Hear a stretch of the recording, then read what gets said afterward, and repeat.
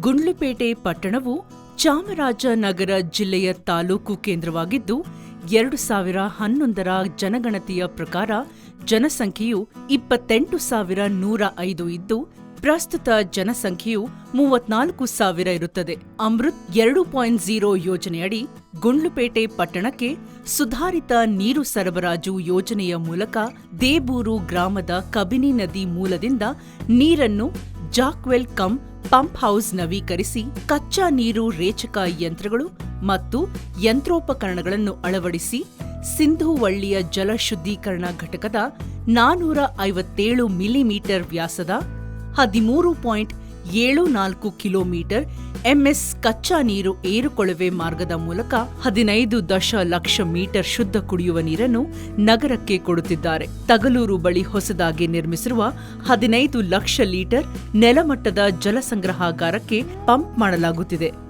ರಾಮದೇವರ ಗುಡ್ಡದ ಬಳಿ ಶುದ್ಧ ನೀರೆತ್ತುವ ಯಂತ್ರ ನಿರ್ಮಿಸಿ 4 ದಶಲಕ್ಷ ಲೀಟರ್ ಅನ್ನು ಏರುಕೊಳವೆ ಮೂಲಕ ಸಂಗ್ರಹಿಸಲಾಗುತ್ತಿದೆ.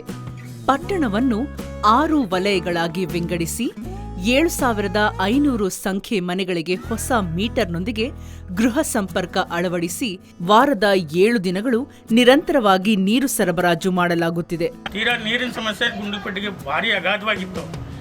ಈಗ 24 ಅವರ್ಸ್ ವಾಟರ್ ಕಮಿಟಿ ಪ್ರಾಧಿಕಾರ ಅದೇನು ಬಂದಿದೆ, ಅದು ಬಂದ ಮೇಲೆ ಎಲ್ಲ ಸಾಮಾನ್ಯ ಪಟ್ಟಣದ ಎಲ್ಲ ಭಾಗಗಳಲ್ಲೂ ನಾನು ನೀರಿನ ಕೊರತೆಯನ್ನು ಕಾಣ್ತಾ ಇಲ್ಲ. ನಾವು ಬಂದು 20 ವರ್ಷ ಆಯಿತು. ನೀರಿನ ಬಂದು ತುಂಬ ಪ್ರಾಬ್ಲಮ್ ಇತ್ತು. ಈಗೇನಿಲ್ಲ, ಎನಿ ಟೈಮ್ ಬರ್ತಿರುತ್ತೆ ನೀರು. ನನ್ನ ಹೆಸರು ನಾಗರಾಜು ಅಂತ, KSN ಬಡಾವಣೆ 4ನೇ ವಾರ್ಡಲ್ಲಿದ್ದೀನಿ. 5 ವರ್ಷದಿಂದ ಈ ಅಮೃತ್ 2.0 ನೀರು ತುಂಬ ಅನುಕೂಲ ಆಗೈತೆ. ಬಂದು ಅಮೃತ್ ಯೋಜನೆ ಅಡಿಯಲ್ಲಿ ನಮಗೆ ನೀರು ಬರ್ತಿರೋದ್ರಿಂದ ತುಂಬ ಪ್ರಯೋಜನ ಆಗಿದೆ.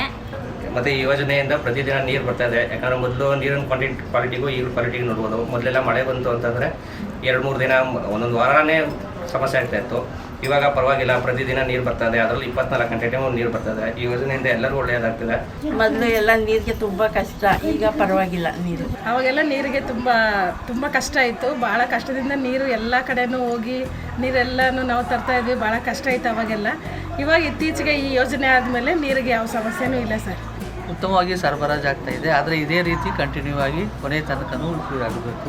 ಈ ಒಂದು ಯೋಜನೆಯಿಂದ ಪ್ರತಿಯೊಬ್ಬ ನಾಗರಿಕ ಸಹ ನಾವು ಏನು ಪುರಸಭೆ ವ್ಯಾಪ್ತಿಯಿಂದ ಮತ್ತು ಈ ಥರ ಒಂದು ಸ್ಕೀಮ್ ಯೋಜನೆಯಡಿ ಚೆಕ್ ಮಾಡಿ ಅವ್ರಿಗೆ ನೀರಿನ ಗುಣಮಟ್ಟ ಯೋಗ್ಯವಾಗಿ ಒಂದು ದೃಢಪಟ್ಟ ನಂತರ ಅವ್ರು ತಿಳಿಸಿದ ಮೇಲೆ ಅವರು ನಿರ್ಭಯವಾಗಿ ನೀರನ್ನು ಕುಡಿತಾರೆ. ನಮ್ಮ ಮಹಿಳಾ ಸಂಘಗಳ ಮೂಲಕ ಮಹಿಳೆಯರ ಪರ್ಚೇಸಿಂಗ್ ಪವರ್ ಪ್ಯಾರಿಟಿಯನ್ನು ಹೆಚ್ಚಿಸ್ತಕ್ಕಂಥ, ಅವರ ತಲಾ ಆದಾಯವನ್ನು ಹೆಚ್ಚಿಸ್ತಕ್ಕಂಥ, ತನ್ಮೂಲಕ ರಾಜ್ಯಾದಾಯ ಹಾಗೂ ದೇಶದ ರಾಷ್ಟ್ರೀಯ ಆದಾಯಗಳಲ್ಲಿ ಅವರ ಪಾತ್ರಗಳನ್ನು ಒಳಗೊಳ್ತಕ್ಕಂತಹ ಉತ್ತಮ, ಉದಾತ್ತ, ಸಂವೇದನಾಶೀಲ, ಒಂದು ಆಹ್ಲಾದಕಾರಿ, ಗುಣಮಟ್ಟ, ಆರೋಗ್ಯಕಾರಿ ಒಂದು ಸಮುದಾಯದ ಆರೋಗ್ಯವನ್ನು ಕಾಪಾಡಿಕೊಂಡು ಸಮುದಾಯವನ್ನು ಅಭಿವೃದ್ಧಿಪರ ಚಿಂತನೆಗಳತ್ತ ಬಳಸಿಕೊಳ್ಳುವಲ್ಲಿ ಮಹಿಳೆಯರ ಪಾತ್ರ ಇದರಿಂದ ಹಿರಿದಾಗಿದೆ.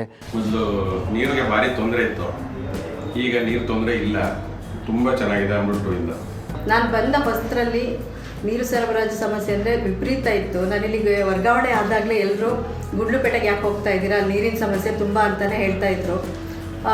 ಹಳೆ ಕಾಲದ ಪೈಪ್ಗಳಿದ್ದಿದ್ದು ಮತ್ತು PSC ಟ್ರಾನ್ಸ್ಮಿಷನ್ ಲೈನ್ ಇದ್ದು. ಈಗ ಅಮೃತ್ ನೀರು ಸರಬರಾಜು ಯೋಜನೆ ಇದಾದ ನಂತರ ಈ ನೀರಿನ ಸಮಸ್ಯೆ ನಮಗೆ ಬಗೆಹರಿದಿದೆ.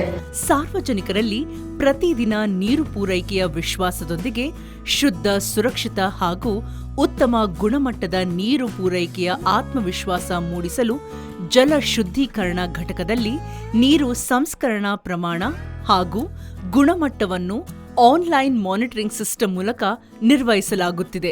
ಪಟ್ಟಣದಲ್ಲಿರುವ ವಿತರಣಾ ವಲಯಗಳಲ್ಲಿ ಜಲ ಸಂಗ್ರಹಾಗಾರಗಳ ಒಳಹರಿವು, ನೀರಿನ ಮಟ್ಟ, ನೀರಿನ ಒತ್ತಡ ಹಾಗೂ ಗುಣಮಟ್ಟ ಅಂದರೆ pH, ಟರ್ಬಿಡಿಟಿ ಹಾಗೂ ರೆಸಿಡ್ಯೂಯಲ್ ಕ್ಲೋರಿನ್ ಅಳತೆ ಮಾಡಲು ಸೆನ್ಸಾರ್ಗಳನ್ನು ಅಳವಡಿಸಿ ಆನ್ಲೈನ್ನಲ್ಲಿ ಲಿಂಕ್ ಮೂಲಕ ವೀಕ್ಷಿಸಬಹುದು.